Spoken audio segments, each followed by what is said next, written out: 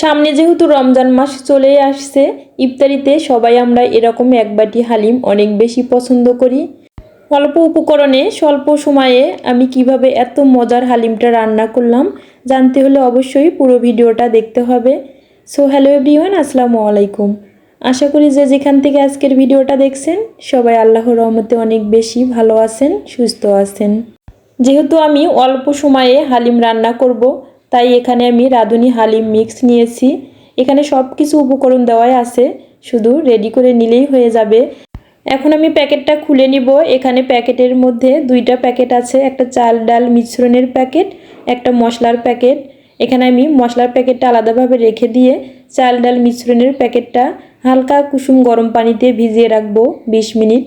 আপনাদের হাতে যদি বেশি সময় থাকে তাহলে 1 ঘন্টাও পানিতে ভিজিয়ে রাখতে পারেন, তবে চেষ্টা করবেন হালকা কুসুম গরম পানি দিয়েই ভিজিয়ে রাখতে, তাহলে হালিম মিক্সটা খেতে অনেক বেশি মজা হবে। এই তো আমি পানিতে ভিজিয়ে রাখলাম 2 কাপ পানি দিয়ে, একটা স্প্যাচুলার সাহায্যে সুন্দরভাবে মিশিয়ে নিয়ে ঢাকনা দিয়ে ঢেকে এখন রেখে দিব। এখন হালিম রান্না করার জন্য আমি এখানে মাংসটা রান্না করে নিব। এখানে আমি রান্নার রেগুলার তেল দিয়েই মাংসটা রান্না করে নিচ্ছি।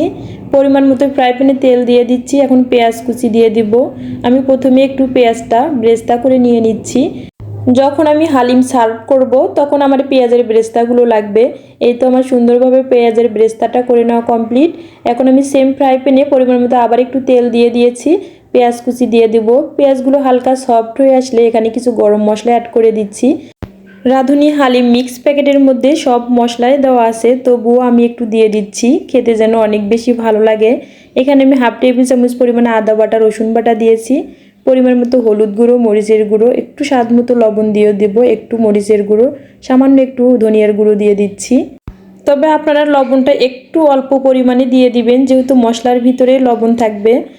এখন আমি যে মশলাটা রেখে দিয়েছিলাম সেই মশলা থেকে আমি অর্ধেক পরিমাণ মশলা দিয়ে দিচ্ছি। সামান্য পরিমাণ পানি দিয়ে মশলাটা বেশ কিছুক্ষণ কষিয়ে তারপর এখানে আমি খাসির মাংস দিয়ে দিচ্ছি। এখানে আপনারা গরুর মাংস অথবা মুরগির মাংস অথবা খাসির মাংস দিয়ে রান্না করে নিতে পারেন, তবে আমি খাসির মাংস দিয়ে রান্না করে নিচ্ছি। ঢাকনা দিয়ে ঢেকে বেশ কিছুক্ষণ রান্না করে নিব। দেখেন কি সুন্দর একটা কালার এসেছে। 20 মিনিট পর আমি যে চাল ডালের মিশ্রণটা গরম পানিতে ভিজিয়ে রেখেছিলাম এখন আমি মাংসের মধ্যে দিয়ে দিব। এভাবে যদি রাঁধুনি হালিম মিক্স দিয়ে আপনারা হালিমটা রান্না করে নেন তাহলে বাসার সবাই অনেক বেশি পছন্দ করবে খেতে। আপনারা একবার হলেও বাসায় ট্রাই করবেন, যেহেতু সামনে রমজান মাস আসছে, ইফতারিতে কিন্তু সবাই এরকম এক বাটি হালিম অনেক বেশি পছন্দ করে। এখন আমি মাংসর সঙ্গে চাল ডালের মিশ্রণটা সুন্দরভাবে মিশিয়ে নিয়ে ঢাকনা দিয়ে ঢেকে 10 মিনিট রান্না করে নিব মিডিয়াম আঁচে। যারা এখন পর্যন্ত আমার এই ভিডিওটি ধৈর্য সহকারে দেখছেন অথবা শুনছেন কিন্তু লাইক দিতে ভুলে গিয়েছেন, প্লিজ প্লিজ আমার ভিডিওটিতে একটা লাইক দিয়ে সম্পূর্ণ ভিডিওটি দেখার অনুরোধ রইল। 10 মিনিট রান্না করে নেওয়ার পর আমি ঢাকনা তুলে এখন 3 কাপ পরিমাণ গরম পানি অ্যাড করে দিব। আবার হালকা হাতে নেড়ে ঢাকনা দিয়ে ঢেকে আমি 20 মিনিট রান্না করে নিব। এভাবে কিন্তু রাঁধুনি হালিম মিক্সটা রেডি হয়ে যাবে। এই তো আমার রান্না প্রায় কমপ্লিট। এখন আমি প্যাকেটে যে অর্ধেক মশলাটা রেখে দিয়েছিলাম মশলাটা দিয়ে দিচ্ছি। মশলাটা আপনারা লাস্ট পর্যায়ে দেওয়ার চেষ্টা করবেন, তাহলে হালিম মিক্সটা খেতে অনেক বেশি মজা লাগবে। আমার রান্না কমপ্লিট। এখন আমি গরম গরম হালিম সার্ভ করব। এর জন্য এখানে আমি পেঁয়াজের বেরেস্তা নিয়েছি, ধনেপাতা কুচি, কাঁচামরিচ কুচি, আদা কুচি, শসা কুচি। এরকম এক বাটি হালিম হলে আর কি লাগে বলেন তো? যারা হালিম খেতে পছন্দ করেন তাদের তো এরকম এক বাটি হালিম অনেক বেশি তারা পছন্দ করবেন।